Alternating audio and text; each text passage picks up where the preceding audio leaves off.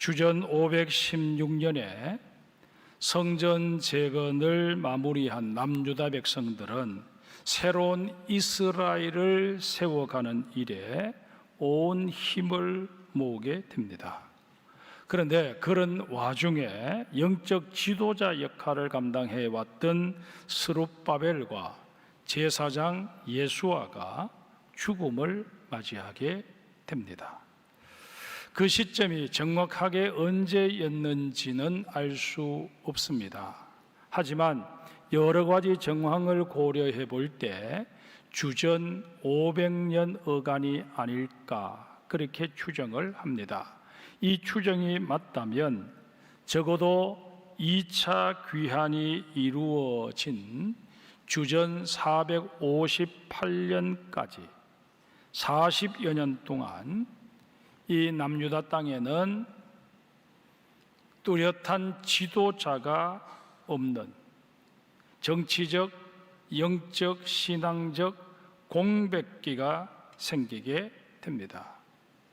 이 기간에 1차로 귀환한 자들 사이에서는 신앙적인 혼란과 영적 쇠퇴 현상이 벌어지게 됩니다. 이들은 늘 부담스러워했던 율법의 조항들을 하나둘씩 어기기 시작했고, 특히 통혼 금지 조항을 어기고 이방인들을 자신의 아내로 며느리로 받아들이는 일을 대수롭지 않게 여겼습니다. 이런 때에 하나님께서는 아론의 후손으로서 신앙적 명문가 출신인 에스라를 부르십니다.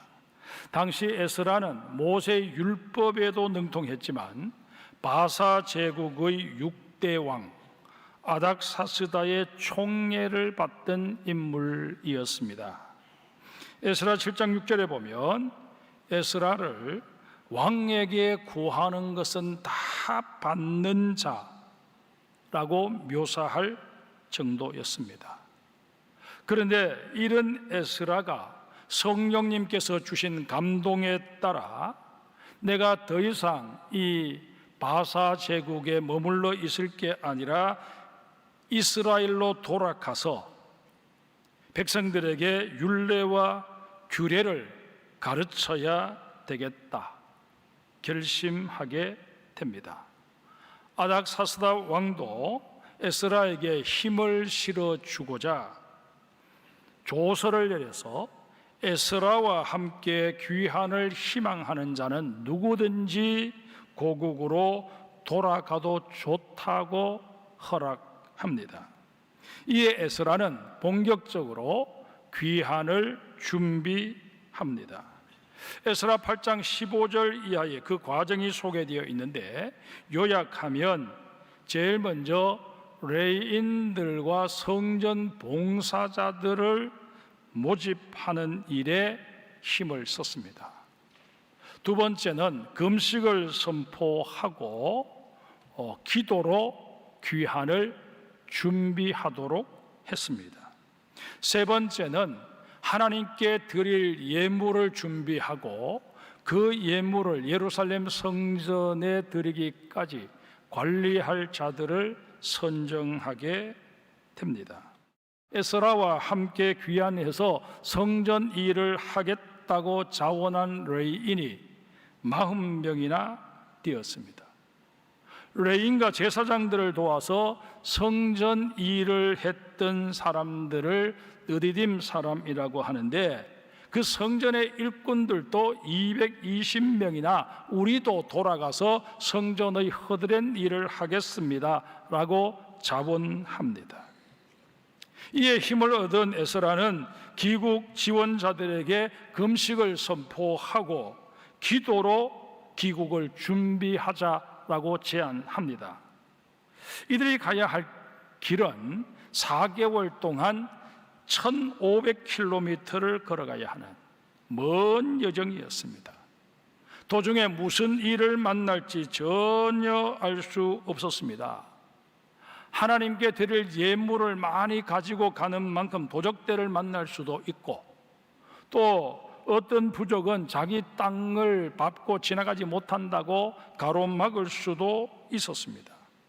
에스라는 이런저런 이유를 내세워서 아닥사스다 왕에게 자신들을 호위해 줄 군대를 요청할까 고심도 했습니다. 그러나 기도 중에 자신들의 귀한 길 안전을 하나님께 맡기기로 결단합니다. 이제 남은 것은 하나님께 바칠 그 귀한 감사 예물들을 어떻게 안전하게 지켜서 가지고 갈 것인가 하는 문제였습니다. 이 예물은 아닥사스다 왕이 바벨론 모든 도에서 거두어 준 것이었습니다. 에스라는 이 예물 관리를 제사 중 우두머리에 해당하는 12명에게 맡깁니다. 하나님께 바칠 성물은 단순히 지키기만 하면 되는 게 아니라 거룩하게 성별된 상태로 보존되어야 한다라는 생각 때문에 그렇게 한 것입니다. 이런 에스라의 철저한 준비를 가상하게 여기신 하나님께서는 에스라 일행이 무사히 예루살렘에 도착할 수 있도록 보살펴 주십니다. 그런데 도착하자마자 에스라는 기가 막힌 얘기를 듣게 됩니다. 우리 에스라서 9장 1절 2절을 한번 볼까요?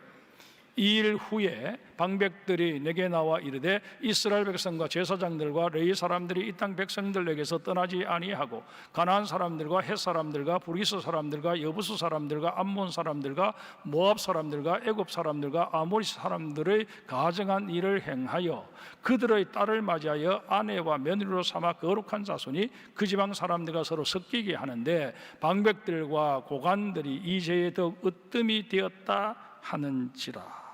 여기서 말하는 이 일은 에스라가 바사 제국에서 얻어온 하나님께 바칠 예물들을 성전 창고에 들여놓은 일과 아닥사스다 왕이 내린 조서를 주위의 그 위정자들에게 보여주어서 그들의 협력을 얻어낸 일을 말합니다. 그런데 그런 일에 열심을 내고 있던 그 와중에 방백들이 에스라를 찾아와서 말합니다. 지금 이스라엘의 상황이 정말 너무너무 어렵습니다. 근래에 들어서 이스라엘 백성들 사이에 율법에서 금하는 이방인들과의 통혼이 공공연하게 자행되고 있는데 이 일을 단속하고 근절해야 될 방백과 고관들이 오히려 더 극성스럽게 통혼에 앞장서고 있습니다. 라는 그런 고발이었습니다. 이 말을 듣는 순간 에스라는 기가 막힌 정도가 아니라 하나님의 진노가 두려워서 겉옷과 속옷을 찢고 자기의 수염과 머리카락을 쥐어뜯으며 하나님께 통곡하며 회개의 기도를 드립니다. 에스라 9장 6절부터 15절까지 에스라가 드린 기도가 기록되어 있습니다. 나중에 찬찬히 한번 읽어보시고 12절부터만 제가 읽겠습니다.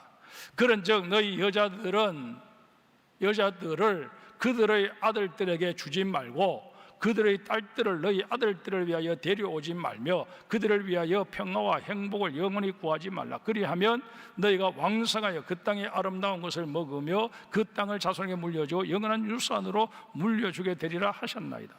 우리의 악한 행실과 큰 죄로 말미암아 이 모든 일을 당하여 싸우나 우리 하나님이 우리 죄악보다 행벌을 가볍게 하시고 이만큼 백성을 남겨주셨사오니 우리가 어찌 다시 주의 계명을 거역하고 이 가증한 백성들과 통혼하오리까. 그리하면 주께서 어찌 우리를 멸하시고 남아 피할 자가 없도록 진노하시지 아니하시리까.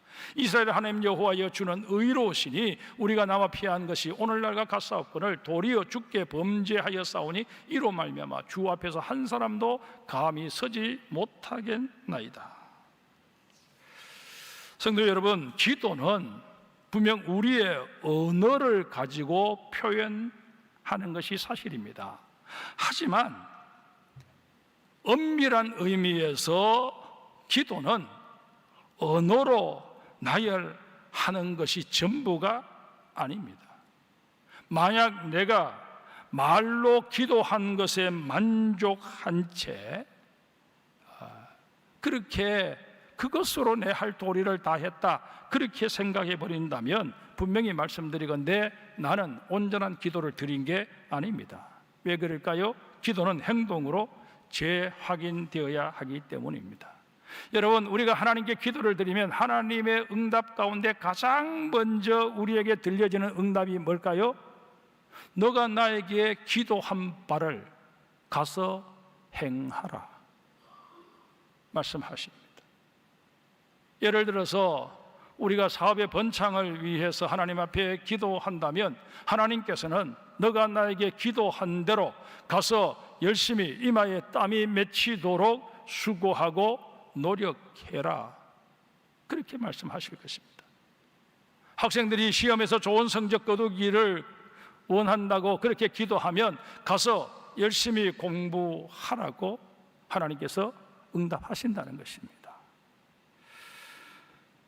여러분, 이런 맥락에서 우리는 에스라의 기도가 어떻게 행동으로 재차 표현되고 있는지 살펴볼 필요가 있습니다. 에스라는 세 가지 구체적인 행동으로 자신의 기도를 재확인함과 동시에 개혁의 불씨를 댕겼습니다.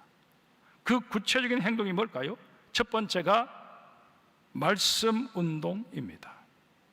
한국의 그리스도인들에게 의미를 갖는 개혁운동 셋을 꼽으라고 한다면 지금 우리가 살펴보고 있는 이 에스라의 개혁운동과 주후 1517년에 있었던 마틴 루터의 종교개혁, 그리고 1907년 평양에서 있었던 대부흥운동을 꼽을 수 있을 것입니다. 그런데 이 세 운동에는 몇 가지 공통점이 있습니다. 그중 하나가 셋 다 말씀 운동이었다는 것입니다. 에스라는 모든 계획에 앞서 백성들에게 말씀, 곧 하나님의 율법을 가르칩니다. 율법에 비추어서 내가 뭘 잘못하고 있는지, 뭘 고쳐야 하는지 직접 깨닫도록 하기 위함이었습니다. 종교개혁자 마틴 루터 역시 개혁이 계속 동력을 가지려면 일반 성도들이 말씀을 더 가까이 해야 한다, 말씀을 쉽게 읽고 그 말씀의 내용을 알아야 한다라는 그런 생각을 가지고 당시 라틴어 하나로 번역되어 있던 성경을 각국의 언어로 번역하는 일에 힘썼습니다. 1907년 대부흥운동도 말씀 사경에서 말씀을 듣고 양심의 찔림을 받은 성도들이 죄를 자복하면서 시작된 신앙갱신운동이었습니다. 사랑하는 성도 여러분, 우리의 기도는 말씀 중심이 되어야 합니다. 그리고 기도한 바를 실천하기 위해서는 말씀을 붙잡아야만 합니다. 말씀에 근거하지 않은 신앙은 즉흥적이고 감정적일 수밖에 없습니다. 말씀에서 벗어난 신앙은 나 중심의 왜곡된 신앙이거나 미신적인 신앙이 될 가능성이 높습니다. 이런 경우 믿어도 믿은 게 아니라는 얘기입니다. 마태복음 7장 21절 이하에 주님 분명히 선언하고 계십니다. 나더러 주여 주여 하는 자마다 다 천국에 들어갈 것이 아니요 다만 하늘에 계신 내 아버지의 뜻대로 행하는 자라야 들어가리라. 그날에 많은 사람이 나더러 이르되 주여 주여 우리가 주의 이름으로 선지자 노릇을 하며 주의 이름으로 귀신을 쫓아내며 주의 이름으로 많은 권능을 행하지 아니하였나이까 하리니 그때에 내가 그들에게 밝히 말하되 내가 너희를 도무지 알지 못하니 불법을 행하는 자들아 내게서 떠나가라 하리라. 여러분, 말씀에 의지하지 않으면, 다시 말해서 하나님의 영이신 성령님에 의지하지 않고 예수 그리스도의 이름으로 행하지 않으면 설령 우리가 기적을 행했다고 할지라도 구원의 은총을 덧입을 수는 없습니다. 그저 자기 만족 속에 살다가 생을 마감하게 될 뿐입니다. 이런 까닭에 모든 그리스도인은 말씀으로 돌아가야 합니다. 말씀의 터 위에 내 인생의 집을 짓겠다 결단하고 늘 말씀을 내 삶의 기둥으로, 내 발의 등으로, 내 길의 빛으로 삼을 수 있어야 할 것입니다. 말씀과 상관없이 말씀은 아예 덮어버리고 나는 한 사람의 그리스도인으로 살아가고 있다 말하는 것 어불성설입니다. 있을 수 없는 일이라는 얘기입니다. 두 번째로 에스라는 회개운동으로 자신의 기도를 죄악인했습니다. 앞서 세 가지 개혁 사건을 말씀드렸는데 이 사건들이 갖는 또 하나의 공통점이 바로 회개운동이었다는 사실입니다. 본문 1절을 보겠습니다. 에스라가 하나님의 성전 앞에 엎드려 울며 기도하여 죄를 자복할 때에 많은 백성이 크게 통곡하며 이스라엘 중에서 백성의 남녀와 어린아이의 큰 무리가 그 앞에 모인지라. 에스라의 회개 기도는 엄청난 파장을 불러일으켰습니다. 본문 2절에 보면 엘람 자손 중 여히엘의 아들 스가냐가 에스라를 찾아와서 이렇게 말합니다. 우리가 우리 하나님께 범죄하여 이 땅 이방 여자를 맞이하여 아내로 삼았으나 이스라엘에게 아직도 소망이 있나니 곧 내 주의 교훈을 따르며 우리 하나님의 명령을 떨며 준행하는 자의 가르침을 따라 이 모든 아내와 그들의 소생을 다 내보내기로 우리 하나님과 언약을 세우고 율법대로 행할 것이라. 이는 당신이 주장할 일이니 일어나소서. 우리가 도우리니 힘써 행하소서. 스가냐는 제사장도 방백도 아니었습니다. 그저 평민에 불과했습니다. 이게 뭘 의미할까요? 아래로부터의 개혁이 일어났음을 의미합니다. 1907년 평양 대붕운동은 아예 회개운동으로 그 성격이 규정될 정도로 상상을 초월하는 회개운동이 요원의 불길처럼 번져갔습니다. 자신이 저지른 그 죄가 드러나게 되면 법적인 책임을 고스란히 안을 수밖에 없었음에도 불구하고 그리스도인들은 주저하지 않았습니다. 당시 그 광경을 지켜보았던 외국인 선교사들은 마치 지옥의 문이 열린 것 같았다라고 말할 정도였습니다. 그 회개운동이 한국교회를 뒤집어 엎어 놓았고 2~3%에 불과했던 기독교인이 대한민국의 정신세계를 주도하는 놀라운 결과를 가져오게 되었습니다. 사랑하는 성도 여러분, 지금 한국교회는 그 어느 때보다 하나님 앞에 진솔한 모습으로 서야 할 때임을 깨닫습니다. 누구를 정죄하고자 손가락을 펴기 전에 먼저 내 가슴을 치며 나의 허물과 죄를 자복하는 역사가 일어나야만 합니다. 이 시간 주님은 애타는 모습으로 이렇게 우리에게 말씀하십니다. 어찌하여 형제의 눈 속에 있는 티는 보고 내 눈 속에 있는 들보는 깨닫지 못하느냐. 보라, 내 눈 속에 들보가 있는데 어찌하여 형제에게 말하기를 나로 내 눈 속에 있는 티를 빼게 하라 하겠느냐. 외식하는 자여, 먼저 내 눈 속에서 들보를 빼어라. 그 후에야 밝히 보고 형제의 눈 속에서 티를 빼리라. 우리 주변에 잘못을 저지르는 사람들을 하나님께서 굳이 두시는 의도가 무엇일까요? 그들을 거울 삼아 나 자신의 모습을 보라는 것입니다. 나는 저 사람과 달라. 그렇게 말하고 끝내버리는 순간 어쩔 수 없이 나는 해칠한 무덤이 되고 만다는 사실을 유념하셔야 할 것입니다. 주님께서도 우리들은 무조건 죄를 덮어주고 넘어가라 그렇게 말씀하시지는 않습니다. 죄를 지적하되 사랑의 마음을 잃지 말라고 말씀하십니다. 정말 그가 죄에서 돌아섰으면 좋겠다라는 애절함을 가지고 사랑의 마음을 가지고 지적하라는 것입니다. 그리고 나를 돌아보는 기회로 삼으라고 말씀하십니다. 이 주님의 말씀이 큰 울림으로 다가오는 우리가 되어야 할 것입니다. 에스라가 세 번째로 벌인 운동은 신앙 정화 운동입니다. 지금 이스라엘 공동체에서 가장 큰 문제가 되는 게 통혼입니다. 에스라가 지적하는 통혼은 단순히 이방인과 결혼했다는 게 아닙니다.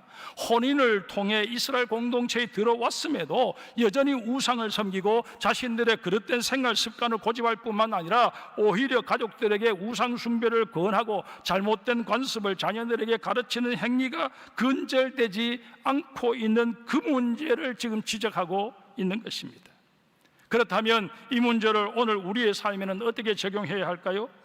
그리스도인이 아닌 배우자가 아무리 전도를 해도 받아들이지 않으면 이혼하라는 그런 메시지로 받아들여야 하는 것일까요? 아닙니다. 사실 이 통혼의 문제는 당시 이스라엘이 처한 시대적 상황 속에서 요구되어진 것으로 보는 게 옳습니다. 그러나 그렇다고 해서 이 통혼의 문제는 지금 우리와는 전혀 상관없는 문제다, 그렇게 또 생각할 수 있느냐? 그것도 아닙니다. 이 통혼의 문제는 현재 한국교회가 직면해 있는 혼합주의와 직결된다고 보아야 합니다. 혼합주의는 그 본질이 전혀 다름에도 좋은 게 좋다는 식으로 공존하도록 내버려 두는 데서 벌어지는 신앙의 오염 내지는 변질 현상을 말합니다. 비본질적인 것이 본질적인 것과 공존하게 될 경우 어떤 결과를 초래하게 될까요? 비본질적인 것이 본질적인 것을 덮어버리거나 비본질적인 것이 본질적인 것에 스며들어서 본질적인 것을 이상하게 변질시켜 버립니다. 우리가 우려하는 기복신앙, 물질만능주의, 번영신학, 인본주의, 종교다원주의, 동성애를 옹호하는 퀴어 신학 같은 것들이 그 대표적인 예입니다. 사랑하는 성도 여러분, 신앙은 선명하면 선명할수록 좋습니다. 물에 물 탄 듯 술에 술 탄 듯 이래도 좋고 저래도 좋은 식이 되어서는 아니 됩니다. 기독교는 기본적으로 신비성을 가지지만 그렇다고 해서 미신적 애니미즘, 정령신앙까지 수용해서는 아니 됩니다. 기독교는 그 어떤 종교보다 사랑을 가르치고 실천하지만 하나님의 창조 질서를 정면으로 거부하는 퀴어신학, 동성애 옹호론까지 받아들여서는 아니 됩니다. 기독교는 포용과 관용의 정신을 가져야 하지만 모든 종교에는 구원이 있다고 주장하는 종교다원주의는 배격해야 합니다. 이런 면에서 에스라가 시행했던 이 통혼 근절 정책을 통해 우리는 다시 한번 우리의 신앙의 선명성을 강화시켜 갈 수 있어야 할 것입니다. 말씀을 맺습니다. 성경 153 올람 운동은 말씀으로 돌아가자는 운동입니다. 우리의 가정을 새롭게 하고자 주님 앞에 온 가족이 가정 예배를 드리면서 정말 하루의 삶을, 일주일의 삶을 주님 앞에 내어놓고 회개하자는 그런 운동입니다. 나아가 우리의 신앙을 더욱더 선명하게 정화해 가자는 운동입니다. 십수년 직장 생활을 하면서 동료들과 사귐을 가졌음에도 불구하고 그 사람이 내가 그리스도인인 것조차도 모르는 그런 우리의 삶이 되어서는 아니 됩니다. 교회에서만 그리스도인이 아니라 가정에서도, 친구와의 관계 속에서도, 직장 생활 속에서도, 사업과 관련해서 만나는 사람들과의 관계 속에서도 정말 내가 한 사람의 그리스도인이고 내가 장성교의 직분자임을 그들이 알 수 있도록 처신하는 우리가 되어야 합니다. 사람이 우리가 두려운 게 아니지 않습니까? 나를 바라보시는 하나님의 눈을 의식할 수 있는 여러분과 제가 되어야 할 것입니다. 이런 의미에서 이번 이런 이 말씀 운동, 회개 운동, 신앙 정화 운동은 내게 있어서 가장 의미가 있는 운동이다.